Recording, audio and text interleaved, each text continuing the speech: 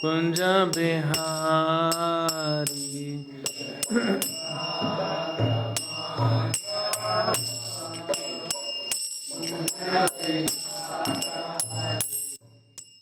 गोपी जना वल्लभ गिरिवरधारी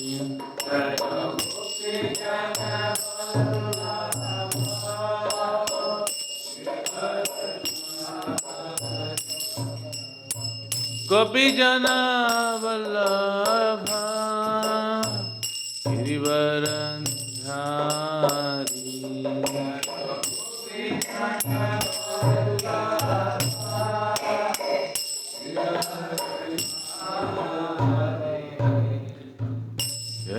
यशोदानंदन व्रज जनरंजन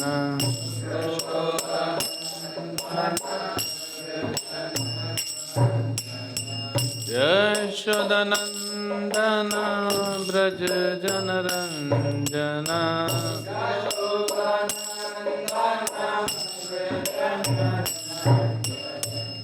यमुना तीर वनचारी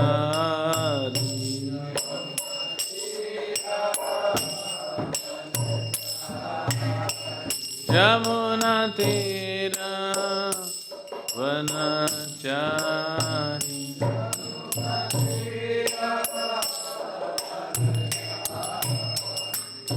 जय राधा माधव कुंज बिहारी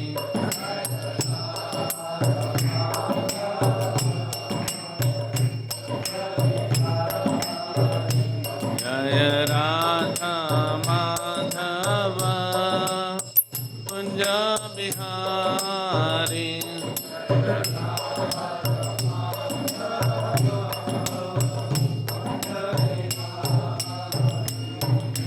गोपी जना वल्लभ गिरिवरधारी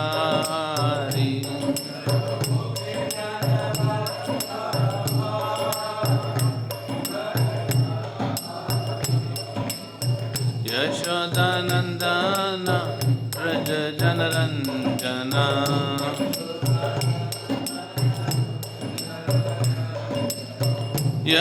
यशोदानंदन व्रज जनरंजन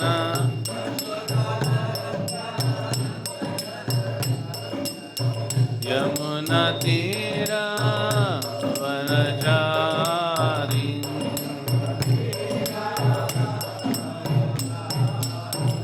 यमुना तीर वनचारी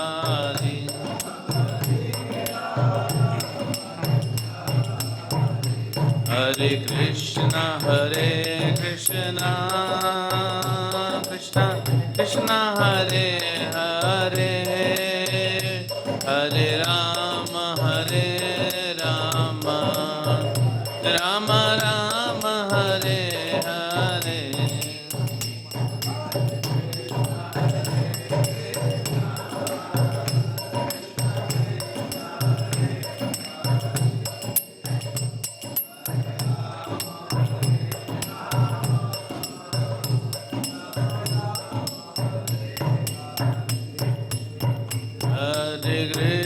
हरे Krishna Krishna Krishna Hare Hare Hare Ram Ram Ram Hare Hare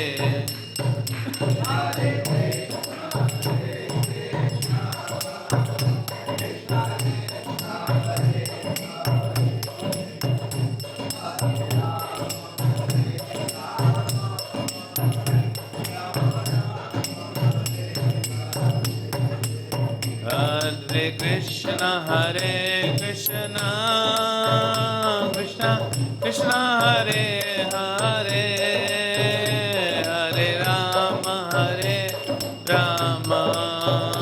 Rama Rama Hare Hare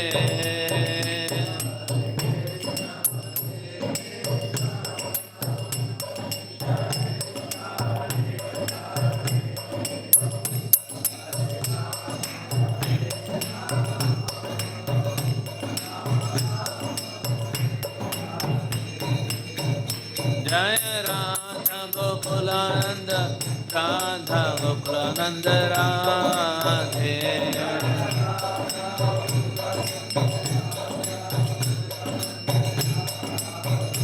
जय सीताराम लक्ष्मण हनुमान सीताराम लक्ष्मण हनुमान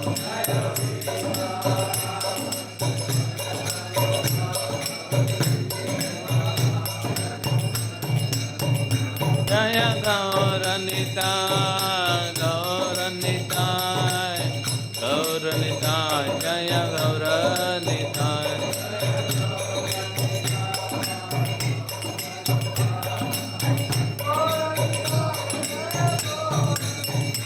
जय जय प्रभुपाद प्रभुपाद प्रभुपाद जय जय प्रभुपाद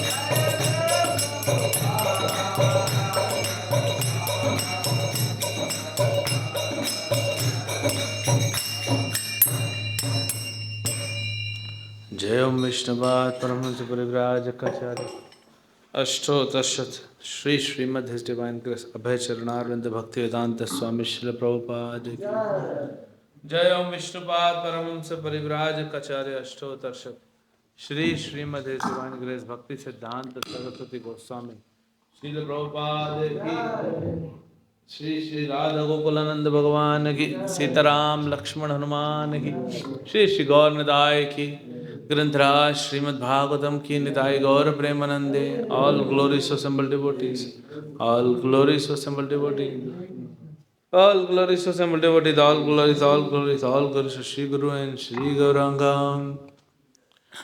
ओम नमो भगवते वासुदेवाय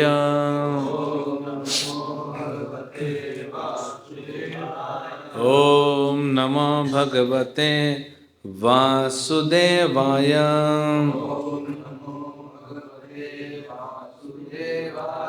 ओम नमो भगवते वासुदेवाय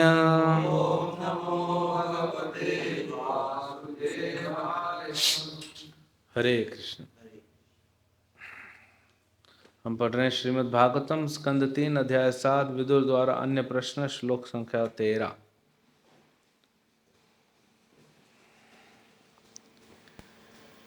यदेन्द्रियो परामोऽथ दृष्टात्मनि परे हरौ विलीयन्ते तदा क्लेशः संसुप्तस्यैव कृतंसः यदेन्द्रियो परामोऽथ दृष्टात्मनि परे हरौ विलीयन्ते तदा क्लेशः संसुप्तस्यैव कृत्स्नशः यदेन्द्रिया परामर्थो दृष्टात्मनि परे हरौ विलीयन्ते तदा क्लेशः संसुप्तस्यैव कृत्स्नशः यदेन्द्रियो परामर्थो दृष्टात्मनि परे हरो विलीयन्ते तदा क्लेशा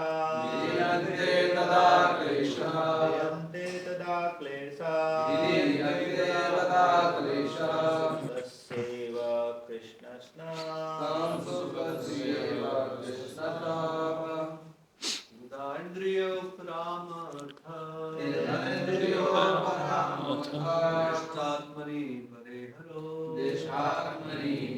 हरो विलीयन्ते तदा क्लेशः सुप्तस्यैव कृष्णशः। शब्दार्थ यदा जब इंद्रियां उपरामः तृप्त अथ इस प्रकार दृष्ट आत्मनि दृष्टा या परमात्मा के प्रति परे अध्यात्म में हरौ श्री भगवान में विलीयन्ते लीन हो जाता है। तदा उस समय क्लेशः कष्ट संसुप्तस्य गहरी नींद का भोग कर चुका व्यक्ति इव सदृश कृत्स्नशः पूर्णतया। अनुवाद तथा तात्पर्य ऐसी भक्तिवेदांत स्वामी श्रील प्रभुपाद जी। जब इंद्रियां तृष्ट परमात्मा अर्थात श्री भगवान में तुष्ट हो जाती हैं और उनमें विलीन हो जाती हैं तो सारे कष्ट उसी तरह पूर्णतया दूर हो जाते हैं जिस तरह ये गहरी नींद के बाद दूर हो जाते हैं। तात्पर्य जीव का कंपन चंचलता जिसका उल्लेख ऊपर हुआ है इंद्रियों के कारण होता है। चूँकि संपूर्ण भौतिक जगत इंद्रिय तृप्ति के निमित्त है अतः इंद्रियां ही भौतिक कर्मों की माध्यम होती और वे निश्चल आत्मा में कंपन उत्पन्न करती। बहुत महत्वपूर्ण ये तात्पर्य है, बहुत फिलोसॉफिकल है। और हमारी जो वर्तमान स्थिति है जहाँ पे हमारे इंद्रियों में मन में और चेतना में अत्यधिक कंपन चल रहा है, वो कंपन क्या है, कैसे उत्पन्न हुआ है और कैसे ख़त्म करना है, इस तात्पर्य में प्रभुपाद ने बहुत सुंदर तरीके से बताया। तो जो भी सिंसियर साधक है, कृष्ण के चरणों को प्राप्त करना चाहते हैं, अपने आप को स्थिर रखना चाहते हैं भक्ति में, उनके लिए बहुत इम्पोर्टेंट है। अतएव इन इंद्रियों को ऐसे समस्त भौतिक कार्यों से विरक्त करना होगा। निर्विशेषवादियों के मतानुसार आत्मा को परमात्मा ब्रह्म में विलीन करके इंद्रियों को कार्य करने से रोका जाता है, किंतु भक्तगण भौतिक इंद्रियों को कार्य करने से रोकते नहीं, अपितु वे अपनी दिव्य इंद्रियों को दिव्यता या पूर्ण पुरुषोत्तम भगवान की सेवा में लगाते हैं। दोनों ही दशाओं में ज्ञान के अनुशीलन द्वारा भौतिक इंद्रियों में इंद्रियों के कार्यों को रोकना चाहिए और संभव हो तो उन्हें श्री भगवान की सेवा में लगाना चाहिए। इंद्रियों का स्वभाव दिव्य है, किंतु पदार्थ द्वारा कलुषित होने पर उनके कार्य दूषित हो जाते हैं। हमें इंद्रियों को भवरोग से छुटकारा दिलाने हेतु उनका उपचार करना पड़ता है, उन्हें कार्य करने से रोकना नहीं होता, जैसा कि निर्विशेषवादियों का सुझाव है। श्रीमद् भगवद गीता में कहा गया है कि मनुष्य तभी सारा भौतिक कार्य बंद कर सकता है जब वह किसी श्रेष्ठतर कार्य में लगने से तुष्ट हो जाता है। चेतना स्वभावतः सक्रिय होती है और काम करने से उसे रोका नहीं जा सकता। उत्पाती बालक को कृत्रिम ढंग से रोकना वास्तविक उपचार नहीं है। उस बालक को किसी श्रेष्ठतर कार्य में लगाना चाहिए जिससे वह स्वतः उपद्रव करना बंद कर दे। उसी तरह इंद्रियों की उपद्रवी गतिविधियों को उन्हें पूर्ण पुरुषोत्तम भगवान से संबंधित अच्छे कार्य में प्रवृत्त करके ही रोका जा सकता है। जब आँख श्री भगवान के सुंदर रूप को देखने, जीभ प्रसाद का आस्वादन करने, कान उनकी महिमा को सुनने, हाथ श्री भगवान का मंदिर बुहाराने, पांव उनके मंदिरों तक जाने में व्यस्त रहेंगे, अर्थात जब सारी इंद्रियां विविध दिव्य कर्मों में लगी रहेंगी तब दिव्य इंद्रिय तृप्ति हो सकेगी और भौतिक कार्य से शाश्वत रूप से मुक्त हो जाएंगी। परमात्मा रूप में हर एक के हृदय में भीतर वास करने वाले या भौतिक दृष्टि से परे दिव्य जगत में स्थित रहने वाले पूर्ण पुरुषोत्तम भगवान ही हमारे सारे कार्यों के दृष्टा है। हमारे कार्य को इस तरह से दिव्य रूप से संतृप्त होना चाहिए कि श्री भगवान हम पर कृपा दृष्टि डालें और हमें अपनी दिव्य सेवा में लगा लें। तभी इंद्रियां पूर्णतया तुष्ट हो जाती और भौतिक आकर्षण द्वारा फिर कभी सताई नहीं जाएंगी।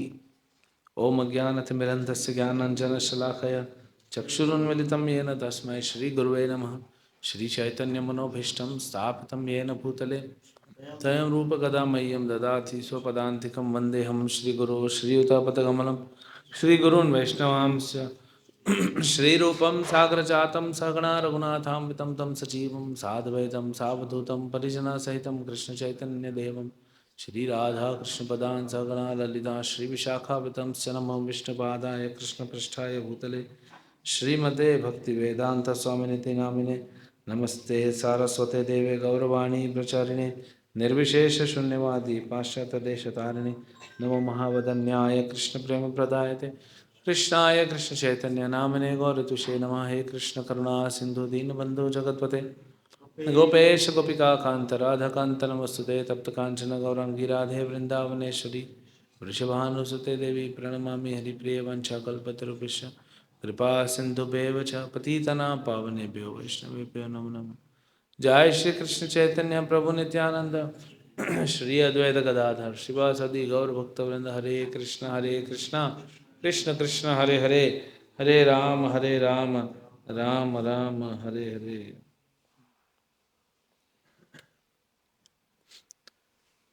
तो आप सब अयोध्या धाम वासियों का धन्यवाद जो मुझे शरण दिए यहाँ पे।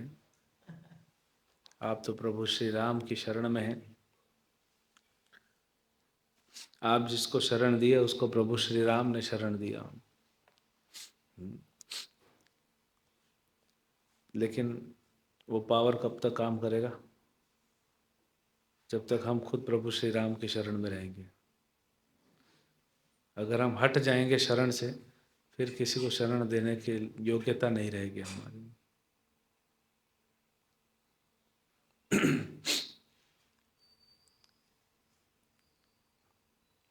तो बहुत ही अद्भुत प्रसंग ये है।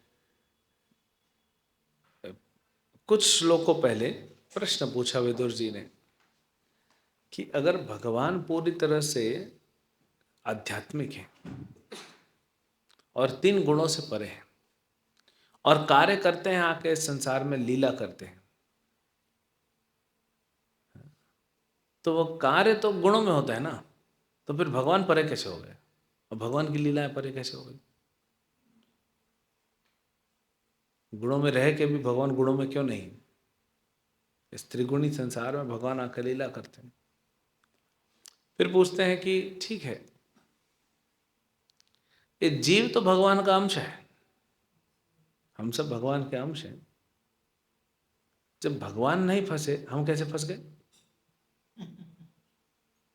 बहुत सुंदर प्रश्न है।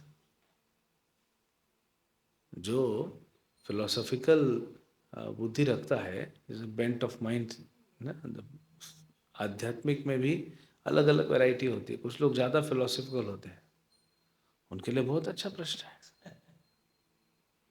और कोई बोलेगा प्रभु जी मैं तो फिलोसॉफिकल हूँ नहीं, मेरा तो उतना नहीं है, थोड़ा बहुत समझता है, तो उसके लिए ज़्यादा ज़रूरी है। क्योंकि प्रश्न तो ये है ना कि जब मेरा बाप भगवान कृष्ण है तो मैं फंस कैसे गया? किसकी हिम्मत हुई मेरे को फंसा दिया?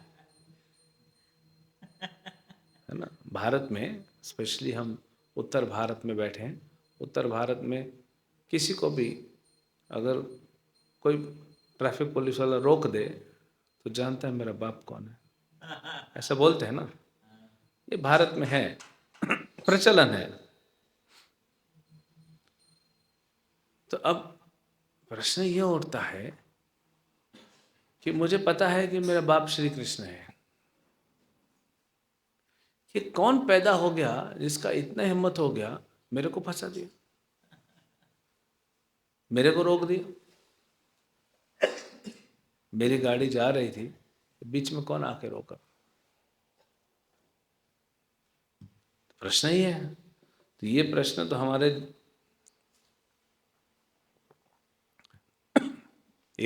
हमारे मन में उठना चाहिए। हम कई बार असहाय हो जाते हैं, ओ प्रभु जी मैं फंस गया हूँ माया के चक्कर में। ये पूछो ना कि आप तो भगवान के पुत्र हो, भगवान के अंश हो, आपको कौन फंसा दिया? ये प्रश्न विदुर जी पूछ रहे हैं, है ना। यहाँ उपस्थित कितने भक्तों में ऐसा लगता है कि हम माया में फंसे हैं? ऐसा लगता है ना? ऐसा लगता नहीं है, ये वास्तविकता है। तो यही पूछ रहे हैं कैसे फंस गए। तो इसका उत्तर देते हुए बहुत सुंदर उदाहरण देते हैं कि जैसे चंद्रमा क्या प्रतिबिंब, चंद्रमा की छवि पानी पे पड़ती है, तो चंद्रमा तो स्थिर है, जैसे ये बल्ब है सफ़ेद कलर का, स्थिर है। लेकिन अगर पानी यहाँ पे होगा तो जब पानी में छवि देखेंगे उस बल्ब की तो हिलती डुलती नजर आएगी। तो भगवान तो स्थित है, लेकिन भगवान का वो प्रतिबिंब, जैसे हम भगवान के अंश हैं, हम भी स्थित हैं। लेकिन हुआ क्या है, हमने ये भौतिक शरीर को, ये भौतिक इंद्रियों को, भौतिक संसार को वास्तविकता मान लिया और इसको अपना मान लिया, जिसको प्रभुपाद जी बोलते हैं बॉडीली कॉन्शियसनेस, शारीरिक चेतना। हमने उसको अपना मान लिया। आज देखिए हमारे शरीर को कुछ भी होता है तो हम कितने चिंतित हो जाते हैं, हम तुरंत उसको सॉल्व करना चाहते हैं, बल्कि ये शरीर हमको कष्ट दे रहा है और जब शरीर को कष्ट हो रहा है तो हम उसको सॉल्व करना चाहते हैं। ये बुद्धिमान तो नहीं हुआ ना। सोचिए अगर शरीर आपको कष्ट दे रहा है और शरीर को कष्ट हो रहा है जब, तो आपको तो मजा आना चाहिए कि मुझे बहुत कष्ट दे रहा है, अब इसको कष्ट मिल रहा है, अच्छा हो रहा है, लेकिन हम उसको बचाने चले जाते हैं।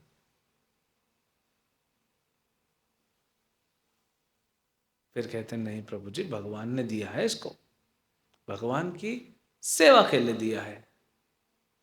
तो अब पूछिए, हम अपने आप से सबको पूछना चाहिए 24 घंटे में कितने घंटे हम शरीर को भगवान की सेवा में लगा रहे हैं? पूछना भी चाहिए, क्योंकि हम बोल तो देते हैं कि शरीर भगवान ने दिया है भगवान की सेवा के लिए, हाँ इसको स्वस्थ रखना है। हम अपने मैनेजर के पास जाते हैं, प्रभु जी मुझे ना रोज 2 फ्रूट खाना है। 2 फ्रूट क्यों खाना है भाई, प्रसाद खाना है? नहीं, शरीर को स्वस्थ रखना है। साधु लोग क्या खाते थे, कंदमूल खाते थे।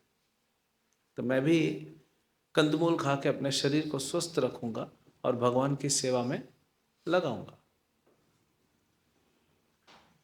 जो कंदमूल साधु लोग खाते थे, अगर वो आपको एक दिन देंगे आश्रम में तो अगले दिन आप आश्रम में नहीं रहोगे।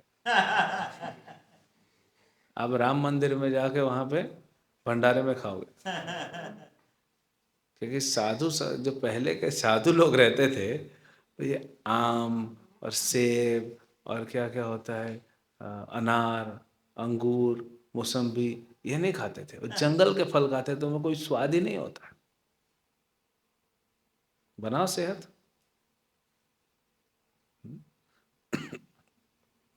तो ये हमारे मन में जो भ्रम पैदा हुआ है, अब इस तात्पर्य में कितनी सुंदर बात बताई गई। इंद्रियां शुद्ध है, गड़बड़ चेतना की है, अशुद्ध चेतना। भगवान कपिल इसी अध्याय, इसी स्कंद में आगे बार बार इस बात को कहेंगे कि चेतना, कंटैमिनेटेड कॉन्शियसनेस, कि चेतना गड़बड़ है। शरीर का क्या, शरीर तो मृत है ना। अब ये माइक है, ये पाइप है, ये पाइप को अभी माइक के लिए यूज़ कर रहे हैं। इसके बाद मान लो लेक्चर नहीं है शाम तक, इस पे कपड़े सुखाओ, कौन मना करता है? या फिर कुछ रस्सी बांध के पर्दा अटका दो। हाँ? या फिर इस पाइप को निकाल के किसी को मारो। इसमें पाइप का क्या दोष है? ये तो निर्जीव है ना।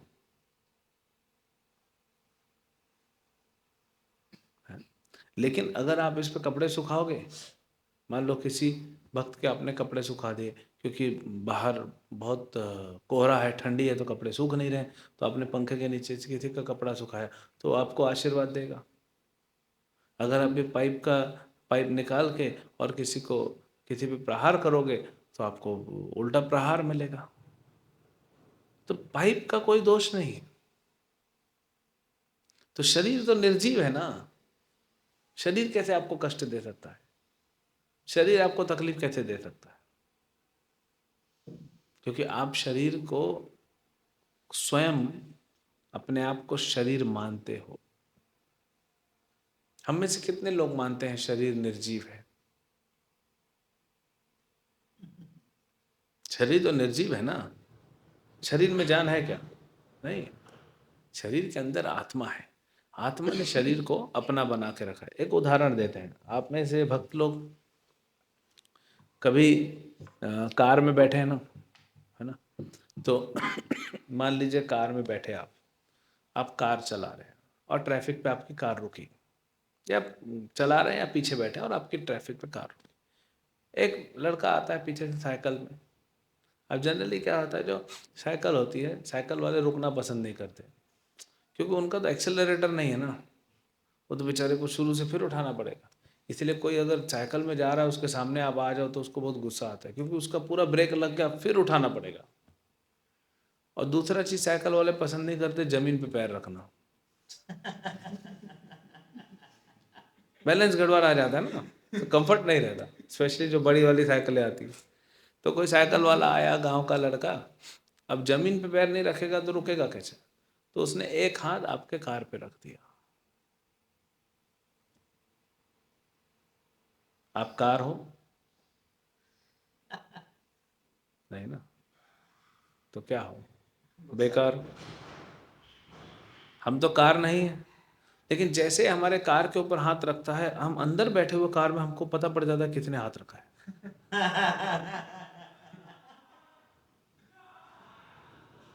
क्योंकि हम कार से आ सकते हैं।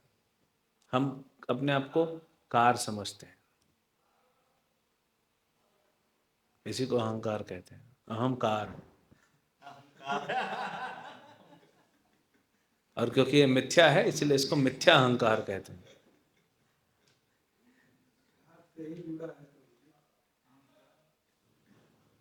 समझे? तो ऐसे ही शरीर निर्जीव है, लेकिन हमारे शरीर को कोई कुछ बोल दे। मोटा को मोटा नहीं बोल सकते आजकल, छोटा को छोटा नहीं बोल सकते। इतना लोग दुनिया में देखो, शरीर को लेके कितना पॉजिटिव हो। भाई जो काना है तो उसको काना बोलेगा ना, है ही काना। जो गूंगा है तो गूंगा ही है, क्या करेगा? हाँ, बम्बई में लोकल ट्रेन में लिखा रहता है दिव्यांग डब्बा। पहले विकलांग लिखते थे, अभी दिव्यांग लिखते हैं। इसके अंग दिव्य हो गए हैं। मतलब तो समझो, इसका अंग ही नहीं है, दिव्यांग कैसे हो गए?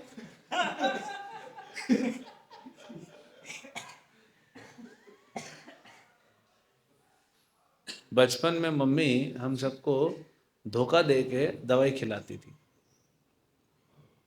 लेकिन फिर भी हम ये नहीं बोलते कि वो औरत धोखेबाज है, क्योंकि हमारे भले के लिए। ये कौन सा गवर्नमेंट भला कर रही है? विकलांग डब्बे को दिव्यांग लिखना चालू कर दिया। देखा होगा आप लोग, दिव्यांग लिखा रहता है।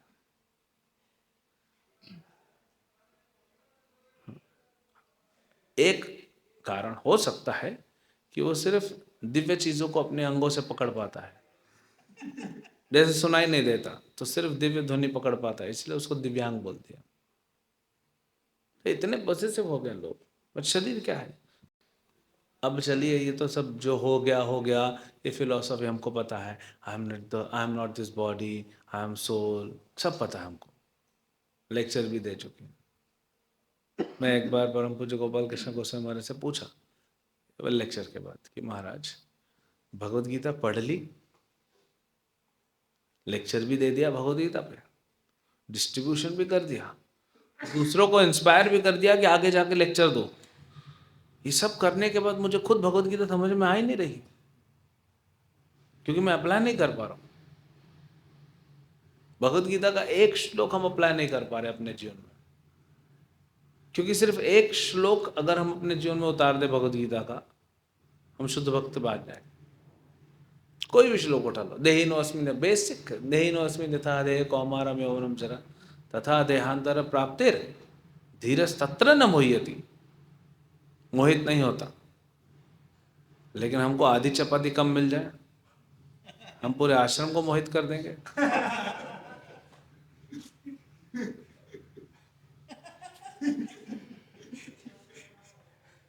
प्रभु अभी तो आपने भागवतम में कहा I am not this body I am soul, अभी आप खुद ऐसा कर रहे हो। प्रभु लेकिन ये शरीर तो कृष्ण का है ना। ठीक है, तो आज कृष्ण को आधी चपाती कम खिला दो। कृष्ण थोड़ी कुछ बोल रहे हैं, खा लेंगे दिन में कहीं चोरी करके, है कि नहीं। हम कहाँ अप्लाई कर पा रहे। तो चलिए, जो हो गया हो गया।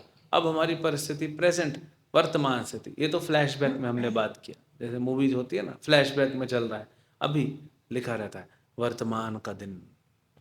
वर्तमान परिस्थिति क्या है? हमारी इंद्रियां, हमारी चेतना, हमारा शरीर, हमारा मन, हमारी बुद्धि, सब फंस गया है, सब दूषित हो चुका है। अब कैसे दूषित हुआ है वो प्रश्न उठाते हैं कुछ लोग, जरूरत नहीं है। अगर भाई, अगर आप चलते चलते आपका पैर कभी, हम चलते हैं रोड पे, तो रोड पे तो अब कुत्ते को नहीं पता ना रोड किस लिए होती है, उसको तो प्रेशर लगा, उसने निकाल दिया, तो गोबर में पैर रख जाता है, कभी कभी कुत्ते के मल पे पैर रख जाता है, बहुत गंदा लगता है। हालांकि पैर में नहीं लगा, चप्पल में लगा, लेकिन बड़ा गंदा लगता है। तो उस समय हम ये नहीं पूछते हैं ना कि मैंने पैर कैसे रखा, कितने एंगल से उठाया, कितनी स्पीड से उठाया, कितना ज़मीन से ऊपर उठाया। वहाँ फिजिक्स नहीं लगाते, वहाँ कैसे, इससे दूर कैसे जाऊँ मैं, घिन आती है, एक कुत्ते के मल से दूर कैसे जाऊँ। फिर हम पोंछ लेते हैं, या पानी मिला तो धो लेते हैं। तो वैसे ही संसार में फंसे हुए हैं। ये प्रश्न मत पूछो कैसे फंसे हैं, ये पूछो कि निकलना कैसे है।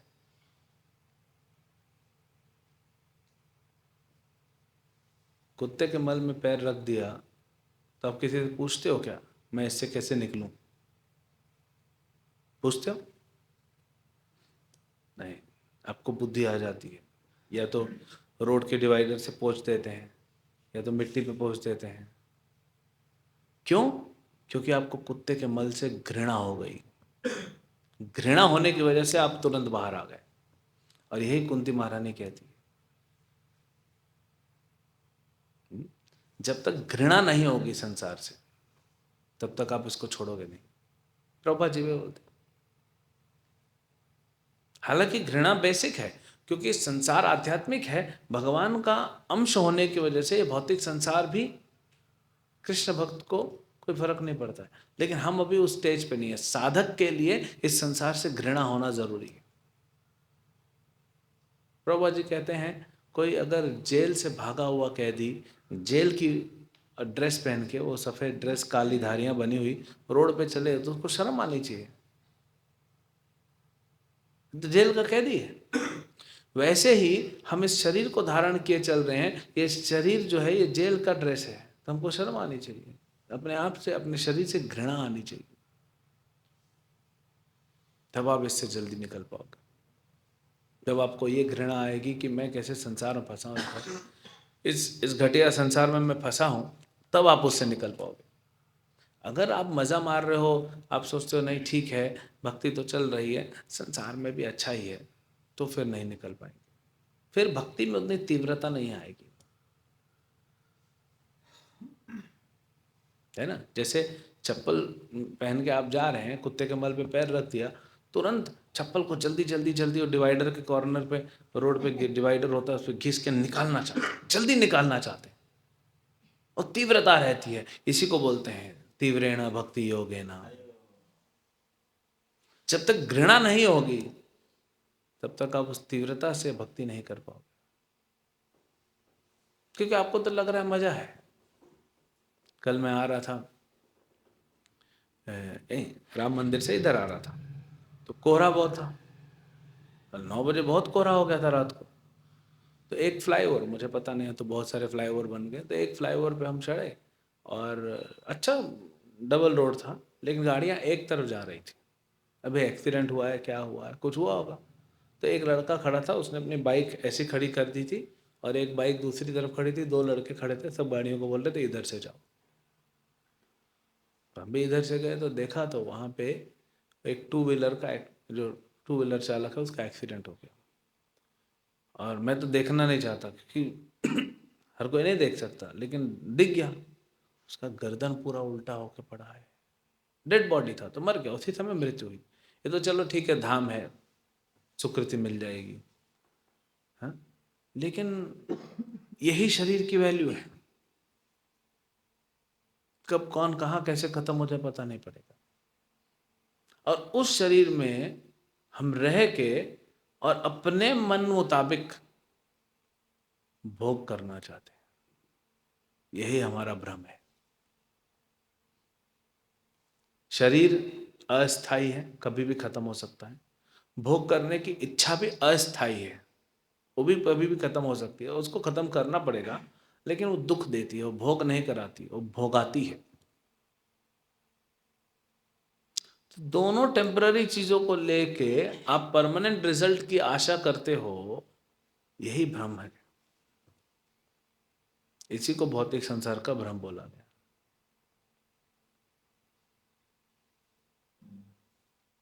अब प्रभुपाद जी कई उदाहरण देते हैं कि हमने वास्तविकता में पहाड़ देखे हैं, पहाड़ देखे हैं आप लोगों ने ना, और सोना भी देखा है, लेकिन स्वप्न में क्या दिख गया? सोने का पहाड़। प्रभुपाद जी बोलते हैं सोने का पहाड़ देख लिया।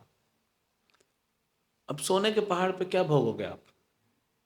भोग नहीं पाओगे, क्योंकि स्वप्न में क्या भोगोगे? तो ये भौतिक संसार भी ऐसे ही है, इसको भोगने की इच्छा रखता है जीव। हम सबके अंदर वो भोग की इच्छा है, क्योंकि हम भ्रमित हैं। किसी न किसी प्रकार से हम साधना भक्ति करते हुए भी हमारे मन से वो भोग की इच्छा जा नहीं रही है।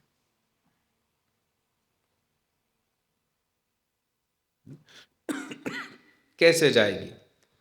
अब इस अनुवाद में कितना सुंदर यहाँ पे मैत्री मुनि बताते हैं, जब इंद्रियां दृष्टा परमात्मा अर्थात श्री भगवान में तुष्ट हो जाती हैं और उनमें विलीन हो जाती हैं, तो सारे कष्ट उसी तरह पूर्णतया दूर हो जाते हैं, जिस तरह गहरी नींद के बाद दूर हो जाते हैं। बहुत अच्छी रात को, अभी ठंडी का मौसम है, हाँ, बहुत अच्छा नींद होके सवेरे उठते हैं तो फ्रेश लगता है। आप सो गए 9 सवा 9 बजे, हाँ, तो 3:30 4 बजे एकदम फ्रेश लगता है, नींद पूरी हो गई। नींद भी अच्छी आती है, गहरी नींद आती है। तो वैसे ही नींद पूरी होने पे जितना अच्छा लगता है, वैसे ही हमको अच्छा लगेगा जब हम इंद्रियों को भगवान की सेवा में लगा के शुद्ध करेंगे और हमारे साथ इंद्रियां शुद्ध होंगी। तो फिर से उसी उदाहरण को लेते हैं। आप चल रहे हैं और कुत्ते के मल पे आपकी चप्पल टच हो गई तो घिन आ रही है। सोचिए आप बिना चप्पल के परिक्रमा कर रहे हैं और कुत्ते के मल के ऊपर पैर आ गया, घृणा बढ़ेगी कि नहीं?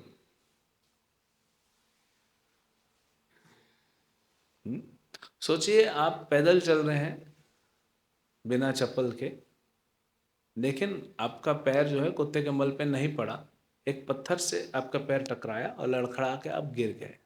जब आप गिरते हैं तो दोनों हाथ से रोकते हैं और उसमें एक हाथ मल पे जाके गिरा, राइट हैंड। तो इसमें मनुष्य अपना मल भी नहीं छूने देता, वहां कुत्ते का मल लग गया। कैसा भाव होगा? आप सेल्फी खींचोगे? देखो देखो मेरे हाथ में क्या है, कैसा लगेगा आपको? अगली बार खाना भी खाओगे तो हो सकता है थोड़ा अजीब लगे।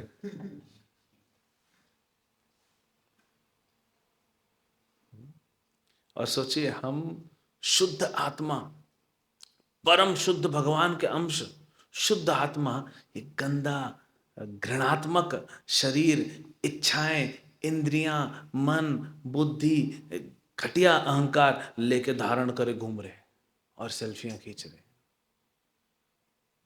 यही भ्रम है, इसी को भ्रम कहते हैं ना।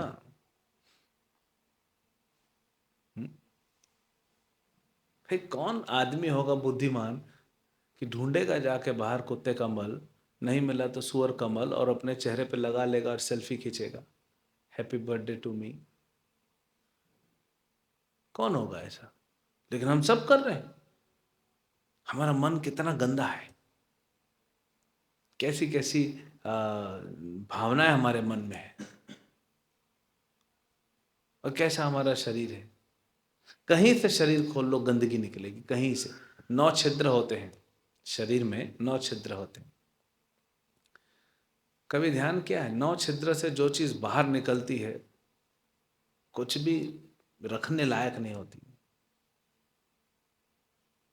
कान से भगवान भी अद्भुत है, हर छिद्र से अलग कलर की वस्तु निकलती है। कान से देख लो तो गोल्डन ब्राउन कलर, नाक से देख लो तो अलग कलर, हरा कलर, गुलाबी कलर, आंख से देख लो तो सफेद कलर, बाकी फिर क्या बताऊं, मुंह से अलग अलग कलर निकलते हैं। हम जिस 9 छिद्रों से भोग करने का प्रयास कर रहे हैं, वो दे क्या रहे हैं? सिर्फ गंदगी निकाल रहे हैं। इसी से तो आदमी भोग करता है ना, 9 छिद्रों से। निकल क्या रही है और डाल क्या रहे हो आप? अच्छा अच्छा मलाई कोफ्ता, पनीर, और निकल क्या रहा है देखो। अब भगवान रोज याद करा रहे हैं, सवेरे उठते हैं आंख के आसपास पूरा सफेद हो जाता है। भगवान याद दिला रहे हैं, देख लो तुम क्या है तुम्हारे पास। फिर भी हम उस शरीर को प्रेम करते हैं, उसको सजाते हैं। इसी को भ्रम कहते हैं। तो जो जीव भ्रम से निकलना चाहता है, पहले उसको मानना पड़ेगा कि वो भ्रम में है। भ्रम में है जब मानेगा तभी ना भ्रम से बाहर निकलेगा। तो इसीलिए हम शास्त्र पढ़ते हैं, साधना करते हैं, ज्ञान। इसमें बताया ना, चाहे मायावादी ही क्यों ना हो, ज्ञान के आधार पे कम से कम इंद्रिय को भोग से दूर तो है, कम से कम पाप तो नहीं कर रहा है। ठीक है उसके मन में है, कृष्ण प्रभुपाद जी बोलते ठीक है उसके मन में है, कम से कम भोग से दूर तो हो गया। जब मायावादी भोग से दूर हो गया तो भक्तों को क्या करना चाहिए? तो कैसे हम दूर हो सकते हैं? जब इंद्रियां भगवान में तुष्ट हो जाती हैं, जब इंद्रियां भगवान की सेवा में लग जाएंगी। किसी भी भक्त से आपसे पूछा जाए भक्ति की परिभाषा क्या है, बताइए। भक्ति की परिभाषा दी है ना श्रील रूप गोस्वामी ने नेक्टर ऑफ डिवोशन में। तो भक्ति की परिभाषा क्या है?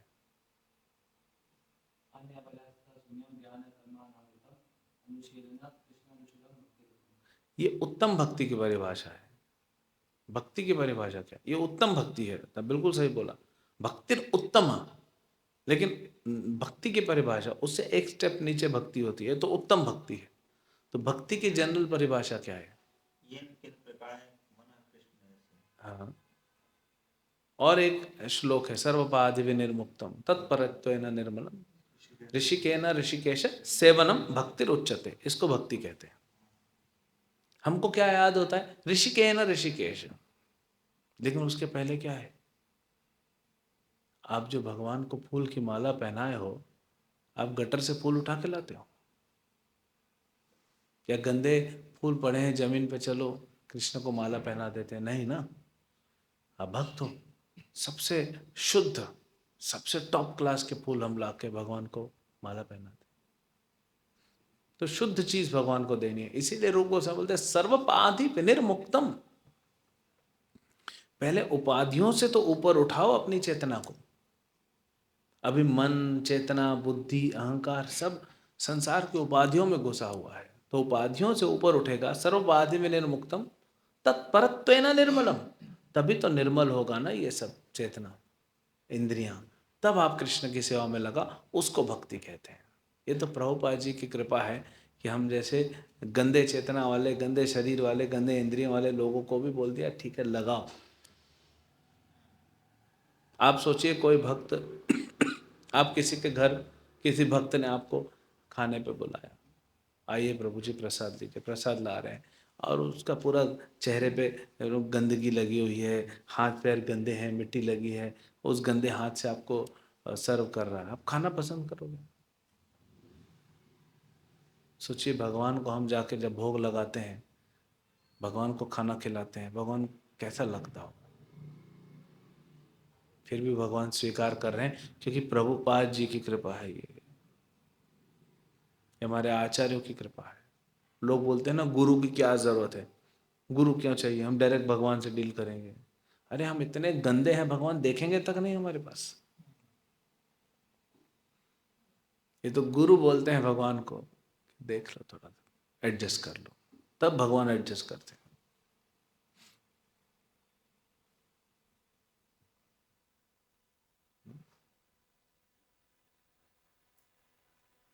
भगवान श्री राम, राम की नगरी पे बैठे हैं, भगवान श्री राम जानते हैं माता सीता पवित्र है, फिर भी स्वीकार नहीं किए। ब्रह्मा जी आके बोले, शिव जी बोले, देवता बोले, अग्निदेव ने परीक्षा ली, तब माने। तो ये सब कौन है? ये सब भक्त होता है। तो भगवान ने माता सीता को स्वीकार किया जब देवताओं ने अपने वो मंजूरी दे दी। अग्नि परीक्षा मतलब क्या है? अग्निदेव बोल रहे हैं ठीक है, शुद्ध है। तो ऐसे ही आचार्य होते हैं, भक्त होते हैं, उनके बिना हम भगवान तक नहीं पहुंच सकते। तो ये सब बुद्धि कहाँ से आती है? ये शास्त्रों से आती है। इसीलिए दो प्रकार के लोगों को शास्त्र पढ़ना बहुत जरूरी है। हम दो कैटेगरी के लोगों की बताएंगे बात, उन लोगों को शास्त्र पढ़ना बहुत जरूरी है। अब आप देखिए आप उस कैटेगरी में है कि नहीं। एक वो जो अज्ञानी है, और एक वो जो ज्ञानी है और ज्ञान को और प्राप्त करके, पूर्ण ज्ञान को, परिपक्व ज्ञान को प्राप्त करके अपने परम लक्ष्य भगवत प्रेम को प्राप्त करना चाहता है। आप बोलोगे फिर और कोई कैटेगरी बच गई क्या? है ना, बहुत सारी कैटेगरी। जो लोग सोचते हैं कि हम ज्ञानी हैं लेकिन भक्ति नहीं करते, फिर ज्ञान कहाँ है? इसीलिए दो लोग। अब प्रायः हम सेकंड कैटेगरी में आते हैं, हम उस कैटेगरी में आते हैं जहां हमारे पास ज्ञान है, तभी तो यहाँ बैठे भागवतम सुन, कि थोड़ा बहुत ज्ञान है, लेकिन हम कृष्ण प्रेम, भगवत प्रेम को प्राप्त करने के लिए और ज्ञान चाहते हैं। और वो व्यक्ति सिंसियरली, प्रभुपाद जी बोले, वो सिंसियरली श्रीमद् भागवत और भगवत गीता का अध्ययन करेगा।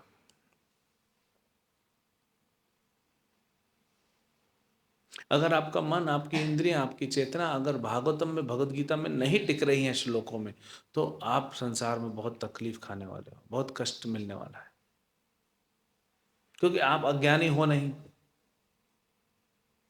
और आप ऐसे भी मूर्ख नहीं हैं जिनको तथाकथित ज्ञान तो है लेकिन भगवान की भक्ति नहीं करना चाहते। आप तो वो हो जिनके पास ज्ञान है थोड़ा और भक्ति करना चाहते हो। आपको पता है संसार में भोगना जो है वो दुखों का कारण है, तो आपका मन तो लगना ही चाहिए भागवतम में।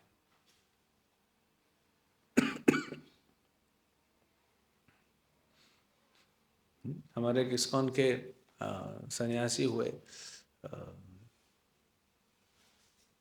क्या नाम था वो, राजकोट में मंदिर बना है ना महाराज, शरीर छोड़ दिए। विष्णु जन स्वामी नहीं, महाविष्णु महाराज, हाँ, परम पूज्य महाविष्णु स्वामी महाराज।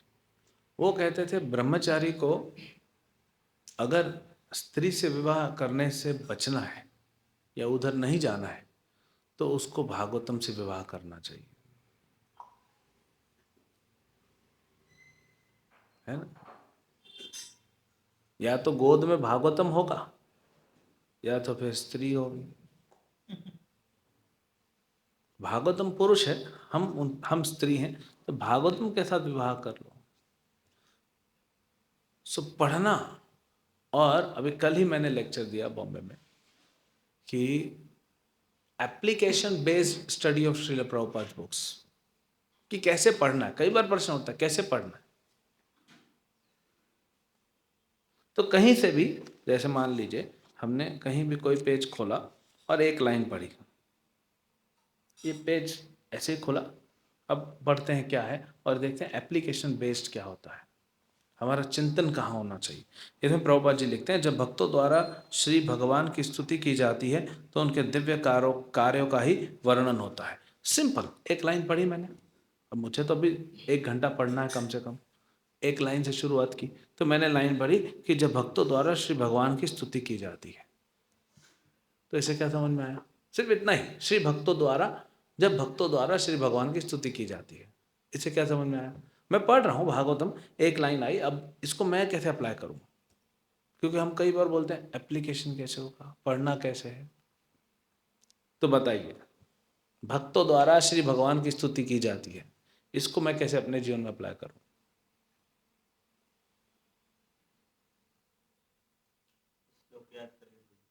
हाँ, श्लोक याद करना है, सही बात है। तो जिन भक्तों को श्लोक याद होते हैं, जिन भक्तों को श्लोक नहीं याद होते, हाँ, मतलब आरती अटेंड करनी है। आरती अटेंड करना है नहीं, सिर्फ गाना है। कई बार भक्त गाते नहीं हैं, हाँ, और बहुत बार ऐसा देखा है, हाँ, सुना भी है कि जो मृदंग बजाते हैं ना, वो तो भगवान को देखते भी नहीं है, गाते भी नहीं है, सुनते भी नहीं, वो अपने में ही रहते हैं। तो मृदंग बजाना कोई बड़ा चीज़ नहीं है, भगवान की स्तुति करना इम्पोर्टेंट। तो आरती अटेंड करो। और क्या,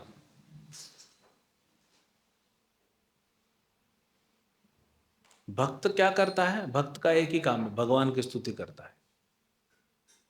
श्री भगवान द्वारा श्री भक्तों द्वारा श्री भगवान की स्तुति की जाती है।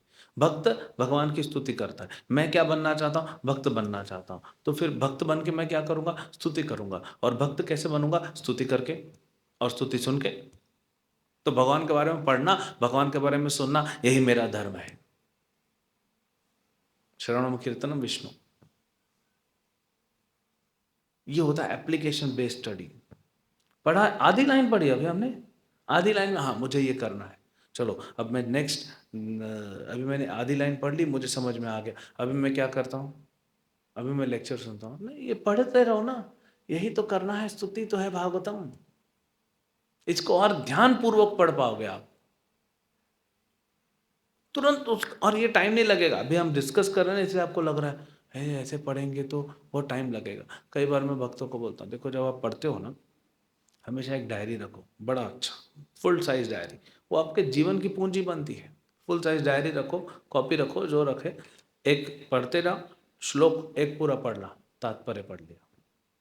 श्लोक भी पढ़ना चाहिए, कई बार भक्त लोग श्लोक नहीं पढ़ते, अर्थ भी पढ़ना चाहिए, शब्दार्थ, अनुवाद, तात्पर्य पढ़ने के बाद आप अपने कॉपी में लिखो कि आपको क्या समझ में आया, और शॉर्टकट में लिखो क्या उदाहरण प्रभुपाद जी ने दिए हैं, और ये श्लोक जो आपको समझ में आया इसको अपने जीवन में कैसे उतारोगे, ये तीसरा पॉइंट।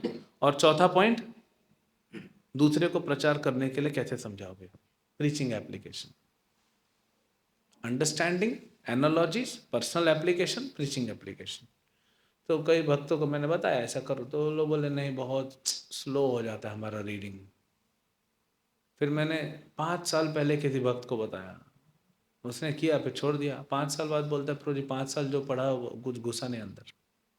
मैंने बोला आप अगर वो करते, भले स्लो होता लेकिन आपका कितना कलेक्शन बन जाता।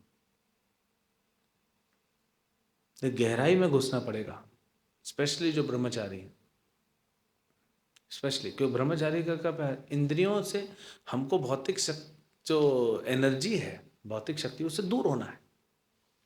भाई कोई जॉब कर रहा है, गृहस्थी में है, बिजनेस कर रहा है, उसको तो डील ही उसी से करना है, उसको तो करना ही और ज़्यादा पढ़ना चाहिए। लेकिन हमारे पास तो उस एनर्जी से दूर हटना है। तो जब तक आध्यात्मिक एनर्जी से संपर्क नहीं बढ़ेगा, उस एनर्जी से दूर हट ही नहीं पाएंगे। फिर हम लोग फंसे रहेंगे, न इधर के न इधर के।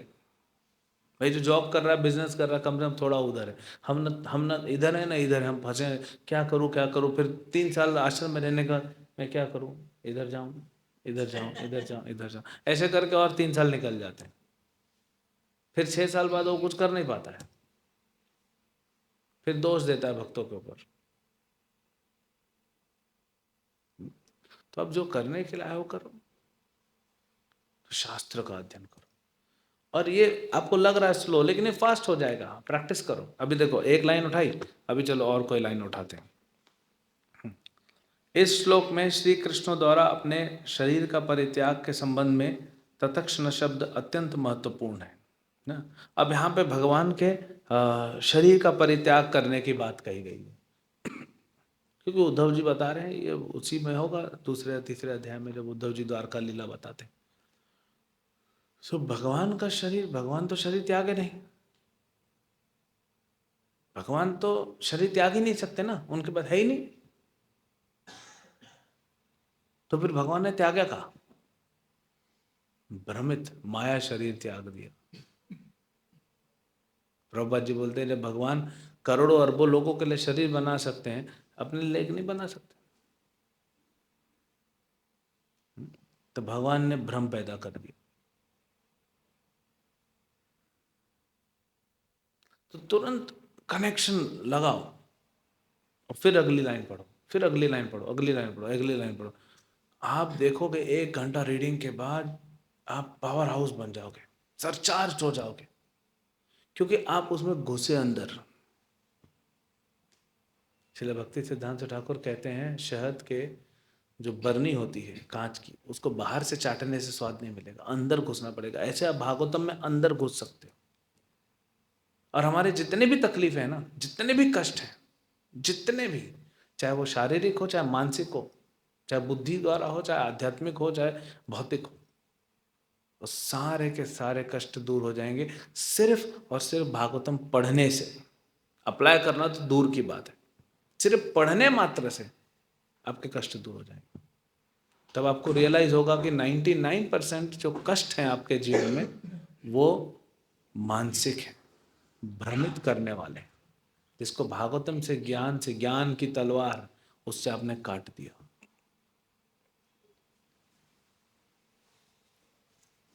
आप में से कितने भक्त हैं जो बचपन में, मतलब जो पैदा हुए थे, छोटा सा शरीर था, कैसे पैदा हुए थे, छोटा सा शरीर था, भीमसेन जैसे तो नहीं थे ना। भीमसेन छोटा भी पैदा हुआ था। एक बार कुंती महारानी पहाड़ पे, थोड़ा छोटे पर्वत पे बैठी थी, भीमसेन को गोद में रख के, और आंख लग गई, भीमसेन जी गिर गए नीचे पहाड़ से।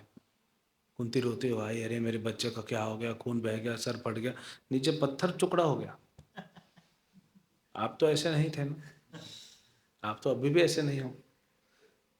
तो बचपन में इंजेक्शन लगता था, रोते थे क्यों? क्यों रोते थे हम लोग? दर्द होता था। अब आपकी उम्र कितनी है प्रभु? 25 साल। इंजेक्शन लगाते अभी भी? कभी ना कभी तो लगा होगा ना, अभी कोविड में लगा होगा 20 साल की उम्र में, रोए थे? इंजेक्शन का साइज सेम है, रोए क्यों नहीं आप?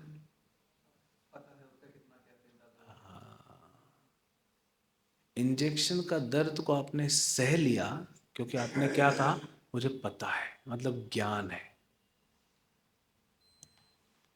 हमारे दुनिया में, हमारे जीवन में 99% कष्ट भ्रम से पैदा होते हैं, जो ज्ञान से खत्म कर दिए जाएंगे। और जो 1% जेन्युइन कष्ट हैं, उसको आप सह लोगे अगर आपके पास ज्ञान होगा। यानी आपके जीवन में कितने कष्ट बचे अभी? एक भी नहीं। और अगर हम देख लें तो सवेरे उठने से लेकर रात को सोने तक हम कंप्लेनिंग मोड में रहते हैं। सवेरे उठा, अरे कितनी ठंडी है, अरे ठंडी के मौसम में ठंडी नहीं रहेगी, गर्मी रहेगी तो भी तकलीफ होगी। अभी लोग, पता है बम्बई वाले, बम्बई की पब्लिक गाली दे रही है ये क्या है ये, 33 डिग्री टेम्परेचर, कल 33 डिग्री था, मैं निकला था तो 33 डिग्री टेम्परेचर, ठंडी ही नहीं पड़ रही है, तो वो रो रहे हैं। इधर 10 डिग्री टेम्परेचर, इधर वाले रो रहे हैं, और ऊपर जाओ -डिग्री, वो रो रहे हैं। कितना कंप्लेनिंग मोड है हमारा उठते ही। सबसे पहले हम उठते हैं, क्या करते हैं बताइए? सबसे पहले उठते हैं तो क्या करते हैं? देखिए, भगवान का नाम नहीं लेते, हमको पता है। क्योंकि पहला चीज क्या आता है, हम भी वहीं पे पहला समय को गाली देंगे। थोड़ा शरीर अकड़ा हुआ है, जुकाम हो गया है, बुखार जैसा लग रहा है। तुरंत हम अपने कष्टों को गिनना चालू कर देते जो है ही नहीं। अरे भाई, कंबल में जब रात भर सोओगे तो शरीर थोड़ा गर्म होता है कंबल की वजह से, इसलिए आप सो पाए। तो ऐसा नहीं, मेरे को बुखार लग रहा है, प्रभु जी देखो बुखार है। हाँ, शरीर तो गर्म है, मैं थोड़ी देर बाद आता हूँ। ये भ्रम है। सुबह से रात तक हम कंप्लेंट कर रहे हैं, चैंटिंग कर रहे हैं। नींद आ रही है तो कंप्लेंट कर रहे हैं, नींद नहीं आ रही तो कंप्लेंट कर रहे हैं। नींद नहीं आ रही तो हम परेशान हो गए, नींद कैसे नहीं आ रही आज जब कर रहे हैं तो। आज हुआ क्या है? तो दिन भर हम कंप्लेंट कर रहे हैं, दिन भर। और कंप्लेंट किसकी कर रहे हैं? हम कंप्लेंट मैनेजमेंट की करते हैं। है कैसा चपाती बना है, ये क्या सब्जी बना दी, तो भक्तों की निंदा हो गई। फिर हम कंप्लेंट करते हैं, पूरी दुनिया एक कंप्लेंट कंपलसरी करती है, प्रकृति की कंप्लेंट। तो प्रकृति की कंप्लेंट मतलब प्रकृति के जो पुरुष हैं, भगवान कृष्ण की कंप्लेंट कर रहे हो आप, तो कृष्ण निंदा और वैष्णव निंदा, दिन भर हम यही कर रहे हैं, दिन भर कंप्लेंट कर रहे हैं। कमर में दर्द हो रहा है, भगवान ऊपर से देख रहे हैं और डांट लगा रहे हैं। मैंने बोला था शरीर लेने के लिए, क्यों गए उधर? इधर अच्छा मेरे साथ खेल रहे थे। हाँ? क्यों गए उधर? इधर गाय चराने जाते थे। तो गलती भी तो हमारी है। तो जब भागवतम को डिटेल में पढ़ते हैं तब ये भ्रम से दूर हो जाते हैं। इससे ऊपर निकलेंगे, अभी मान लीजिए आप यहाँ से क्लास से बाहर निकले, तो धूप नहीं है, मान लीजिए धूप आ गई, तो पहला चीज क्या मन में आता है? कपड़े सुखाने।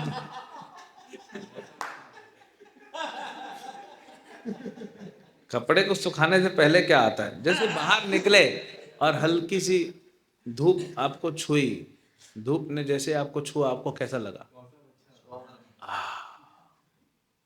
यानी हम प्रकृति को भोग रहे हैं। ये तो भगवान ने अलाउ किया है, नहीं तो कर क्या रहे हम? प्रकृति को भोग रहे हैं ना। इसीलिए जो शुद्ध भक्त होते हैं ना, जो गोस्वामी होते हैं, उनको कोई फर्क ही नहीं पड़ता सर्दी है, बहुत गर्मी है, मान लीजिए मई के मौसम में कितना तप रहा है, आप क्लास में आ रहे हैं, अंदर एसी चल रहा है, तो ये प्रकृति को भोग रहे हैं।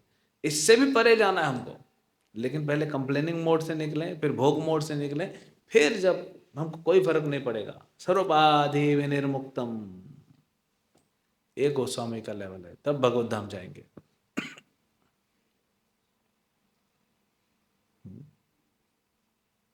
नहीं तो कंस भी तो मथुरा में रहा ना, कंस भी तो ब्रजवासी है।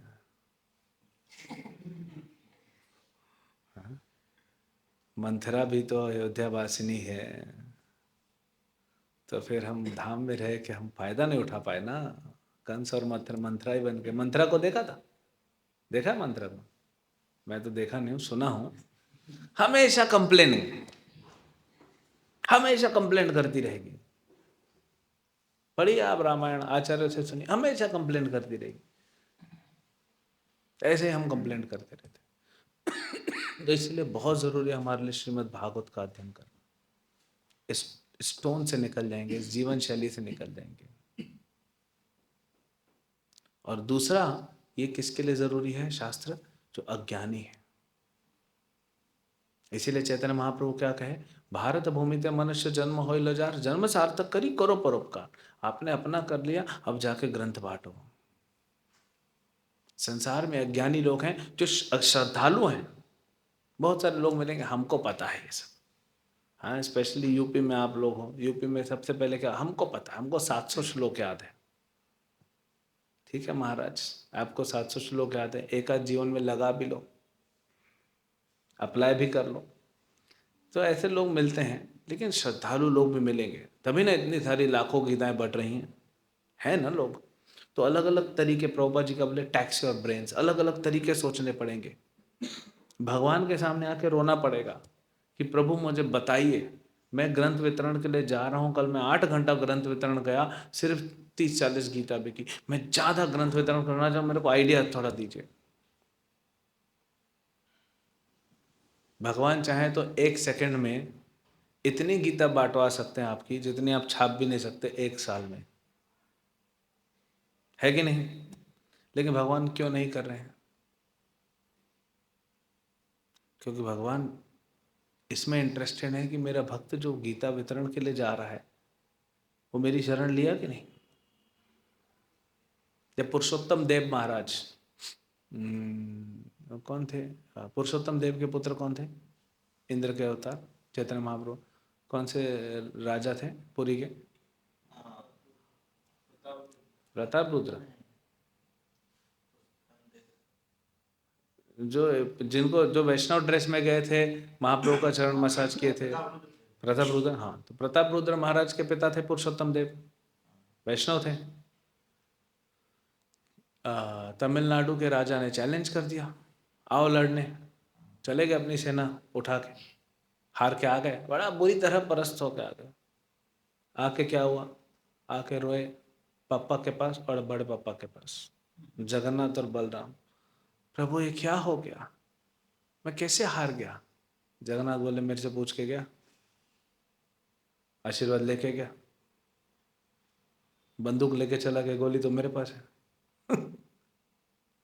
भाई बंदूक से क्या मारेगा, गोली तो मेरे पास है ना। तो भगवान ने पुरुषोत्तम देव महाराज के थ्रू हमें सिखाया कि हमें भगवान का आशीर्वाद, भगवान की शरण लेने के बाद काम करना है। कहाँ पे लिखा है ये चीज, मां मनुस्मरण युद्ध च, पहले भगवान बोलते हैं मेरा स्मरण करो फिर युद्ध करो। अर्जुन को नहीं बोलते तुम युद्ध करो, पहले मेरा स्मरण करो, नहीं तो तुम्हारा युद्ध सिर्फ सर्विस हो जाएगा, स्मरण करके करोगे तो डिवोशनल सर्विस हो जाएगा। लेकिन हमको पुस्तक बांटने हैं, बटे न बटे। हाँ, एक बार परम पूज्य गिरिराज स्वामी महाराज जू में सवेरे से निकले हुए थे लाइफ मेंबर बनाने के लिए, शाम को आए, एक भी लाइफ मेंबर नहीं बना। प्रभुपाद के पास आया, बोले प्रभुपाद, बहुत दुखी थे गिरिराज महाराज, बोले प्रभुपाद मैं प्रसन्न नहीं कर पा रहा हूँ, मैं प्रचार नहीं कर पा रहा हूँ, किसी को भी लाइफ मेंबर नहीं बना पाया। प्रभुपाद जी बोले तुम क्यों दुखी होते हो, अरे तुमको तो खुशी होना चाहिए, सुखी होना चाहिए, तुमने 8 घंटा कृष्ण की सेवा की है। दुखी तो उन लोगों को होना चाहिए, उन अज्ञानियों को होना चाहिए जिसने कृष्ण के लिए सेवा नहीं दी, तुम क्यों दुखी होते हो। तो भगवान का भक्त जाके मेहनत करेगा, बुक डिस्ट्रीब्यूशन होगा तो भी सुखी, नहीं होगा तो भी सुखी। हाँ, फिर भी दोनों सिचुएशन में आके भगवान को बोलेगा मुझे और आपकी सेवा करनी है। तो भगवान जब देखेंगे कि करना चाहता है तो भगवान सामने वाले को प्रेरित करेंगे और वो बुक्स लेगा। बुक वितरण हमको करना है। हजारों लाखों लोग यहाँ पे आते हैं, ठीक है, अलग मूड से आते हैं, अलग भाव से आते हैं, लेकिन प्रयास तो करें। ऐसा नहीं है कि ऐसा कोई दर्शनार्थी आता है क्या अयोध्या में जिसके हृदय में भगवान नहीं रहते, ऐसा कोई है? ऐसा अगर आएगा तो आप भाग जाओगे वहां से, क्योंकि वो डेड बॉडी होगा। तो भगवान उसके हृदय में है, अलग अलग भाव से आ रहे हैं। हम अगर अपने आप को प्रयास करें और शुद्ध करें पढ़ के और भगवान की शरण लेके, तो फिर हम उनको बुक डिस्ट्रीब्यूशन कर सकते हैं। तिरुपति में हमारा देखिए इस्कॉन मंदिर सिर्फ बुक डिस्ट्रीब्यूशन पे ही चलता है सालों से। फर्क है, लेकिन अगर हम कुछ करें, उन्होंने बढ़िया बढ़िया बैग बना दिए, आप देखोगे तिरुपति में जाके तो बैग्स बने, उसमें 3 बुक्स हैं और बैग्स के साथ फिर 4 बुक का बैग है, सिंगल बुक है, पैकेट है, बहुत उन्होंने बहुत सारा वैरायटी में उन्होंने बहुत प्रचार किया। हर मेन स्पॉट पे उनकी टेबल फिक्स है, ये है, रिलेशन बनाया। तिरुपति मंदिर में अंदर देखो, हर जितने भी टेम्पल हैं तिरुपति के, टीटीडी के तिरुपति में, सब जगह इस्कॉन का बुक स्टॉल है। उन्होंने पूरा मंदिर खड़ा कर दिया और जमीन भी टीटीडी की है।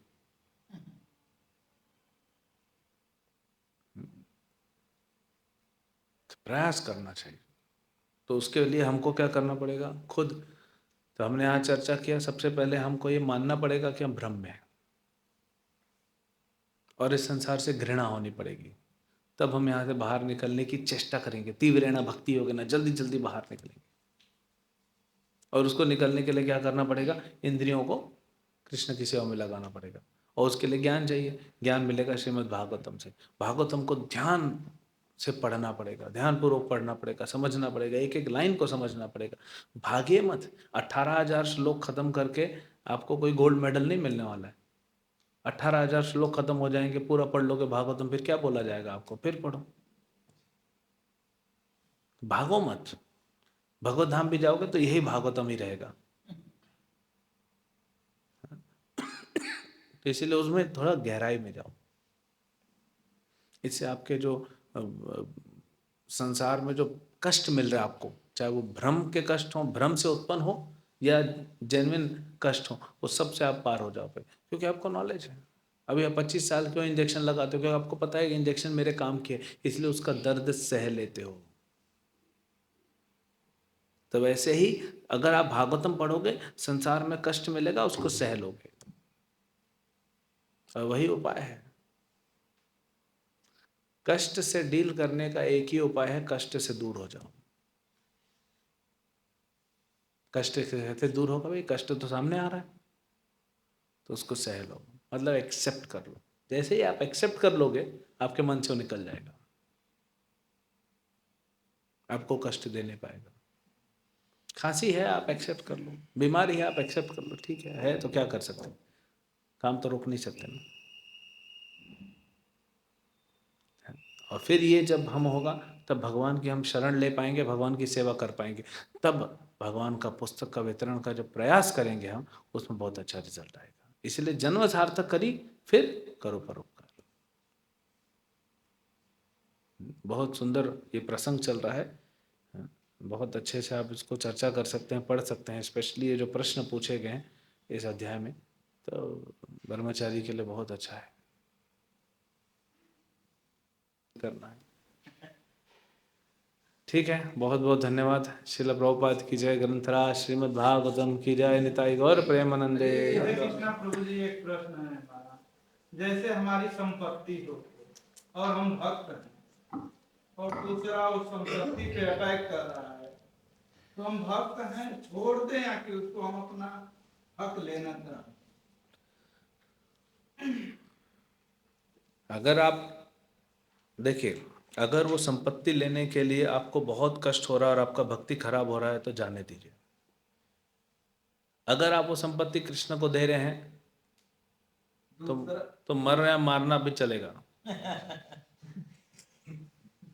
अगर आप वो कृष्ण को दे रहे हैं कि मैं कृष्ण के लिए लेके आऊंगा, तो लड़ो जितना लड़ सकते हो। तो वही तो, मैं तो भगवान के भक्त हूँ, भगवान पे ही समर्पित। हाँ, तो बस मैं ये सोचा हूँ कि भगवान यदि प्रभु जी ये संपत्ति मिल जाएगी तो कुछ नहीं, तो मैं एक आपका विग्रह रख करके और एक अल्बेस्टर सीट रख करके यहाँ पे आश्रम बना, मैं तो भगवान को समर्पित। नहीं, ये आपने भगवान को कहाँ समर्पित किया, ये तो भगवान को घर पे लेके आ गए।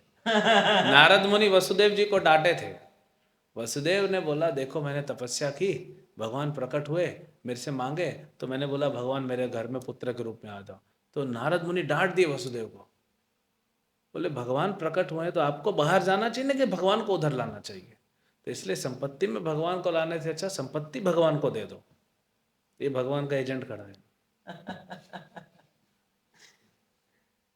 आया समझ में, फर्क आया समझ में?